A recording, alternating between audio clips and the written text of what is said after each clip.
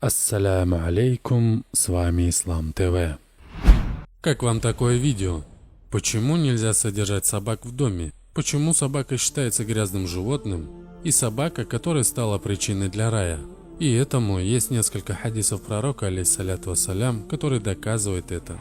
Дорогие братья и сестры, подписываясь на канал Ислам ТВ, не забудьте нажать на колокольчик. Наша цель не количество людей, а качество людей, которые будут получать сообщения о новых видео. Сообщается, что посланник Аллаха, алейхиссаляту вассалям, сказал: «Ко мне явился Джибраиль и сказал: я приходил к тебе вчера, но мне помешало войти в дом, где ты находился, лишь то, что над дверью была статуя с изображением людей, занавеска, на которой имелись изображения, а также собака, находящаяся в доме. Так прикажи же обезглавить статую, которая в доме, чтобы она стала подобна дереву, или разрезать занавеску и сделать из нее пару подошек, которые можно мять, и прикажи вывести собаку». Этот хадис передали Ахмад 2/478, Абу Дауд 4158. Также пророк, алейхиссаляту вассалям, сказал: «Ангелы не входят в такой дом, где есть собака или изображение», имея в виду изображение того, в чем есть дух. Аль-Бухари 40:02. Также сообщается, что Ибн Умар сказал: «Я слышал, как посланник Аллаха, алейхиссаляту вассалям, сказал: награда за добрые дела того человека, который держит собаку, ежедневно уменьшается на 2 кирата, если только он не держит ее для охоты или охраны скота». Этот хадис передали Аль-Бухари 5481 и Муслим 1574. И здесь можно выделить 3 момента. Из вышесказанного ясно, что держать собаку, от которой нет пользы, запрещено, поскольку в хадисах делается исключение только для собак, приносящих человеку пользу.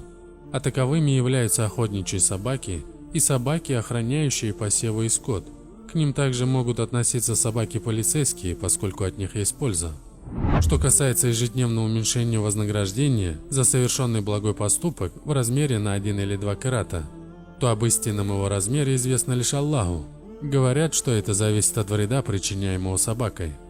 Также ученые объясняют, что вознаграждение уменьшается потому, что из-за собаки ангелы не входят в дом, ибо от нее исходит запах, противный ангелам, а также потому, что некоторые собаки, согласно хадису, называются шайтанами.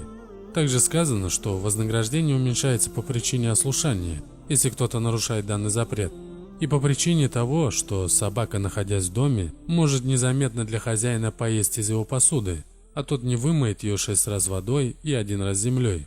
Так почему же собака считается нечистым животным?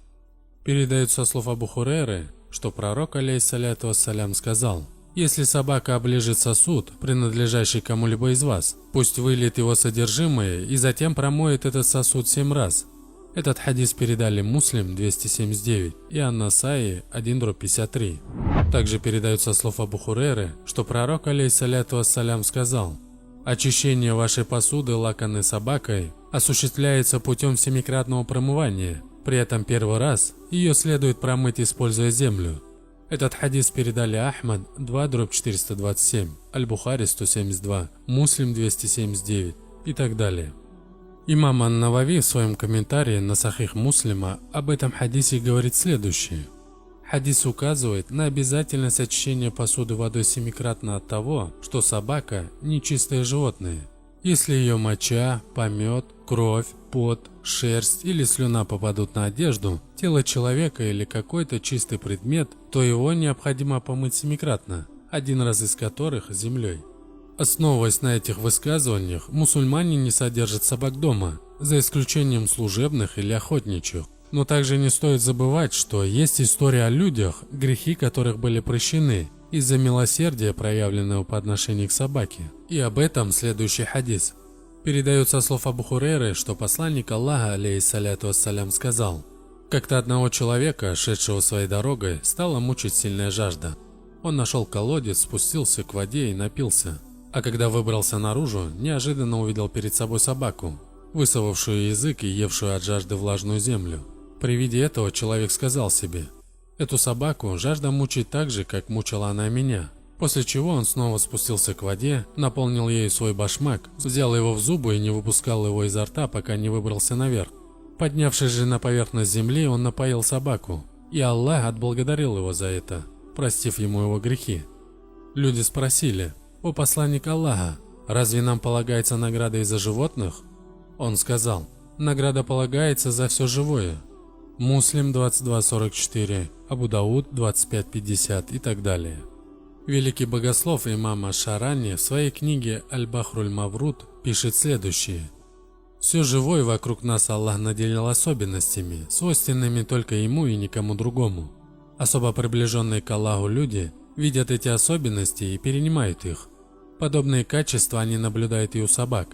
Когда те переносят грубость со стороны людей, не прячут что-либо на запас, питаются тем, что найдут, пьют воду из луж и довольны тем, что дает им Господь. Они добродушны и ласковы к тем, кто сделал им доброе, не злобны к тем, кто с ними плохо обошелся».